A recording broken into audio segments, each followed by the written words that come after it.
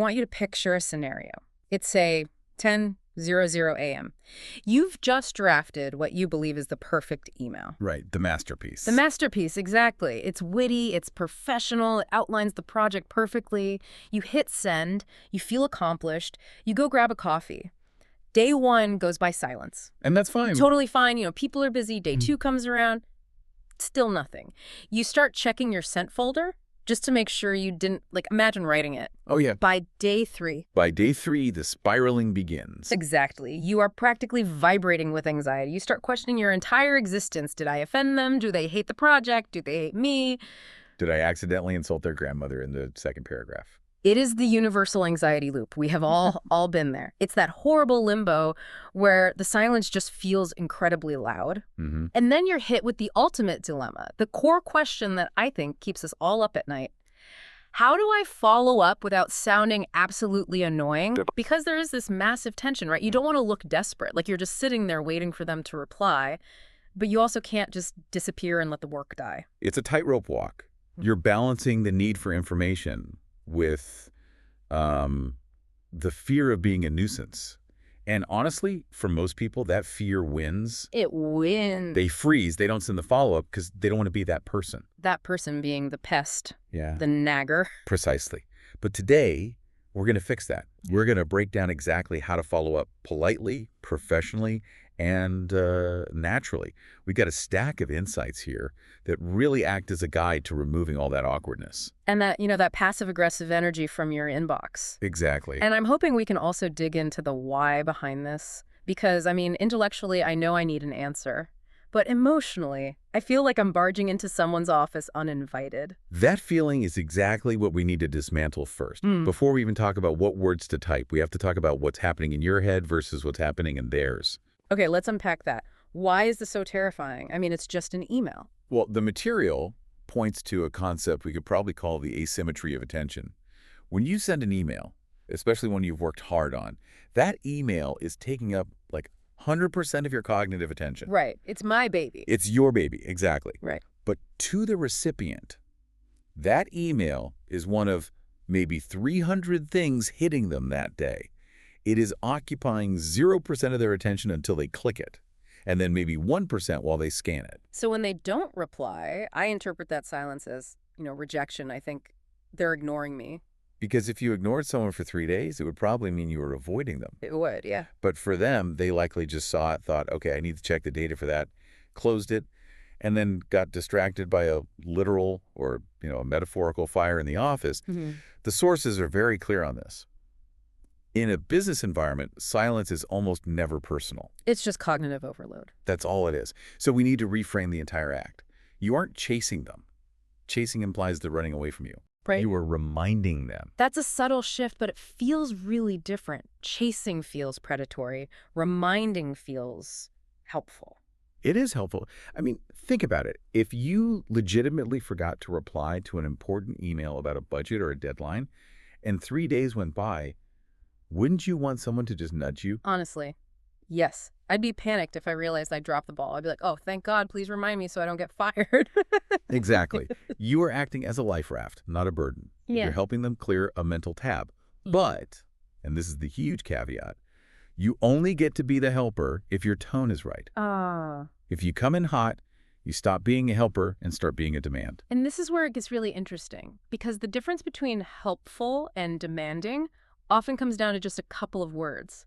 The sources compare two approaches with the same goal but a wildly different vibe. Okay. So let's look at scenario A. You write, why haven't you replied yet? Or even just, have you reviewed this? Ouch, my blood pressure just spiked a little bit. Really? Just from, have you reviewed this? Yes, because it's a direct challenge.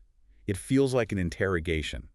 When we get a direct, unsoftened question like that, it can trigger a defensive response.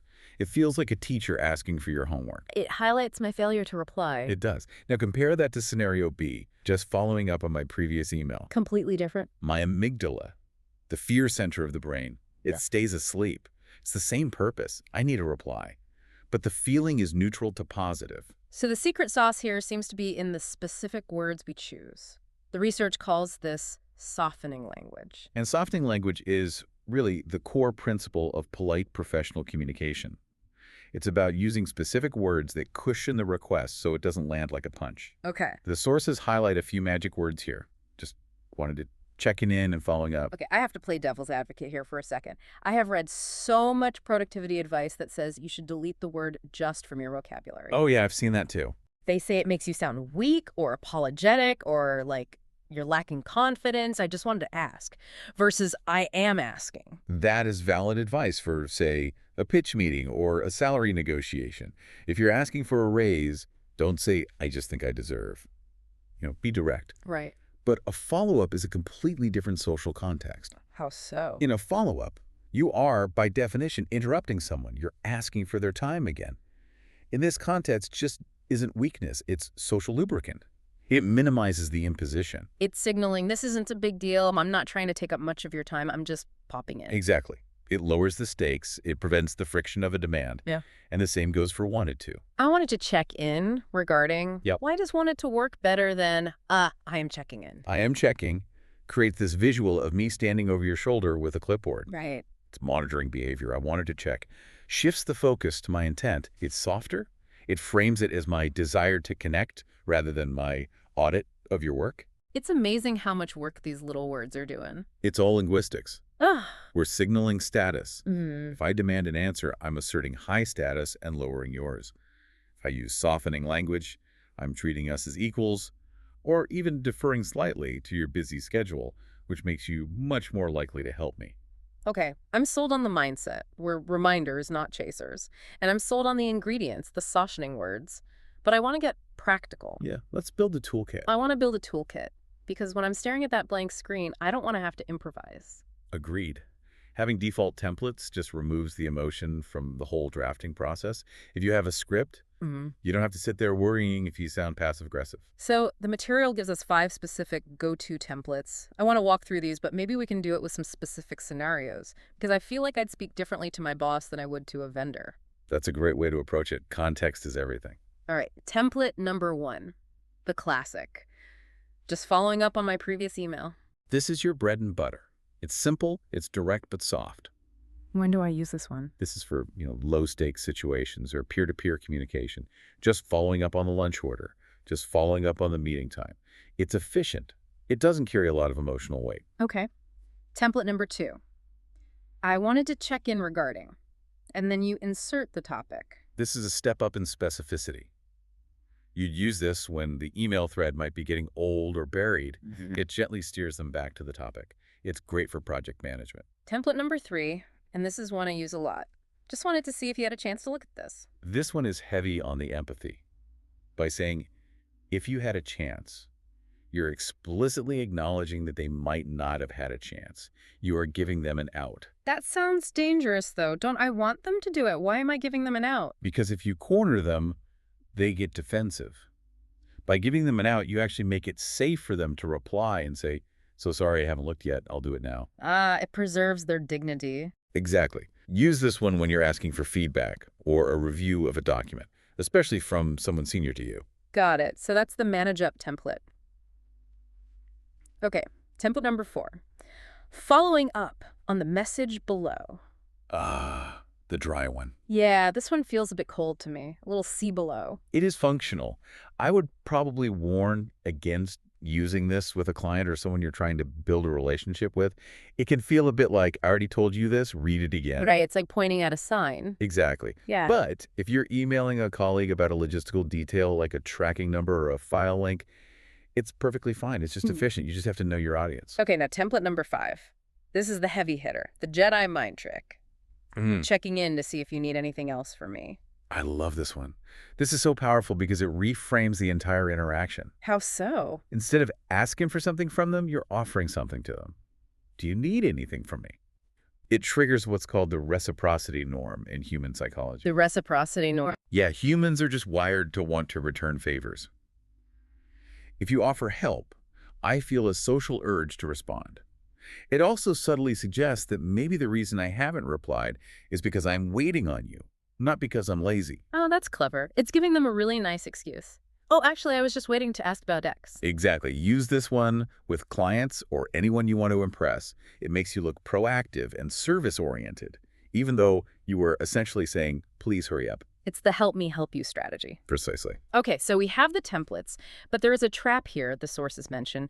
You can't just say following up. If the original email was 3 weeks ago and the person gets 500 emails a day, Right. they might have zero clue what you're talking about. That is a very real danger. You cannot assume you are the main character in their inbox. You need to provide some context. But how do we add context without sounding like we're nagging? You need what you could call a mental hook, a short phrase that instantly downloads the context back into their brain. Okay, give me the good versus the bad. The bad version frames the context as a test. Did you read my email about the project timeline? That sounds like my mom. Did you clean your room? It implies they failed. It sounds annoyed. The good version just states the topic as a helper. Just following up on my email about the project timeline. Or, I wanted to check in regarding the budget approval.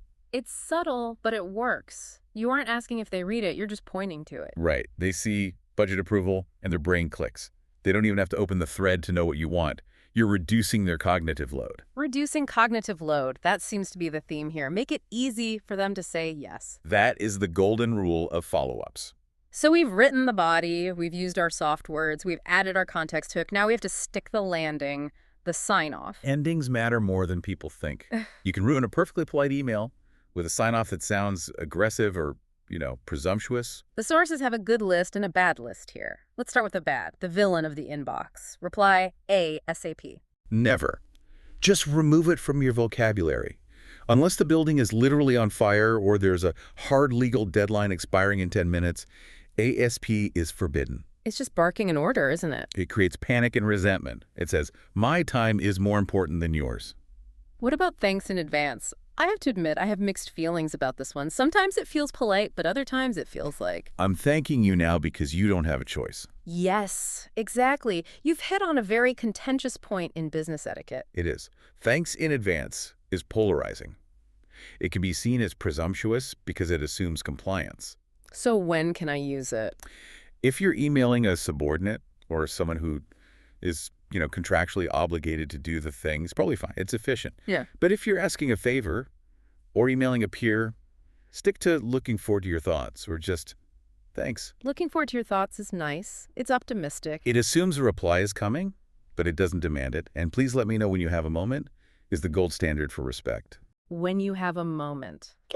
That acknowledges their busyness again. Exactly. Okay, I think it would be really helpful to hear this in action. The sources provided a before and after scenario. I want to read these out loud so we can really hear the tone shift. Okay, I'm ready. I'll be the busy recipient. Okay, here is the bad version. I'm the anxious, annoyed sender. You didn't reply to my email. Please respond. Wow. Okay, my immediate reaction is defensive. I'm thinking, well, excuse me. I feel attacked. And honestly, now I don't want to reply. Right. I kind of want to make you wait another day just out of spite. It triggers resistance. It feels like a slap on the wrist. Okay, now let's try the good version. Same request, same situation. Hi, John. Just following up on my previous email regarding the schedule. Please let me know when you have a moment. Thanks. Night and day. That just feels like a colleague checking in. I feel respected. You reminded me of the topic, the schedule, so I know what it is. And you gave me space with when you have a moment. And the result? I am much more likely to hit reply immediately. Ironically, by telling me I can reply when I have a moment, you make me want to reply now. Because you were nice about it. Exactly. It's crazy because, logically, the request is identical. I want an answer about the schedule. But the wrapping paper is everything. It is. Communication isn't just about data transfer. It's about relationship maintenance.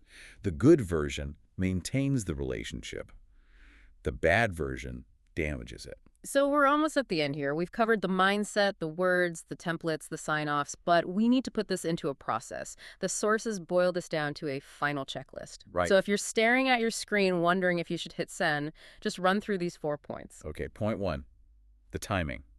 Wait 2 to 3 business days. This is so crucial. Do not follow up 4 hours later. Unless it is a true emergency, just give them a chance to breathe. 2 to 3 days is the standard professional grace period. It shows you aren't panic spiraling. Point 2, use soft language. Sprinkle in those justs and wanted tos. Don't be afraid of them. They are your friends in this context. Point 3, Context. Give them the hook. Regarding the budget, about the project, don't make them hunt for it. and point 4, stay polite. Always. Even if you are frustrated, politeness is professional armor.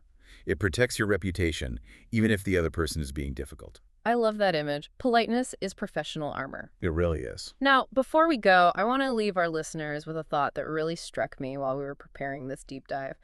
We spend so much time worrying about being annoying. We worry that the noise of a follow-up is unprofessional. But what about the silence? That is the provocative question. If I don't follow up because I'm scared or because I don't want to look uncool and the project falls apart or the deadline is missed, isn't that silence actually less professional than the so-called annoying email? I think you're absolutely right. The sources imply that silence isn't politeness, it's just silence. And in business, silence is often indistinguishable from failure. So, in a way, following up is your duty. It is. Taking responsibility for the communication loop is part of the job. If you let the loop fail because you were afraid of using the word just, you aren't being polite. You're being ineffective. That is a powerful place to end. Yeah. Don't let the loop fail. They're the life raft, not the burden. Send the email. Simple as that. That's it for this deep dive. Go clear out those sent folders. We'll catch you on the next one.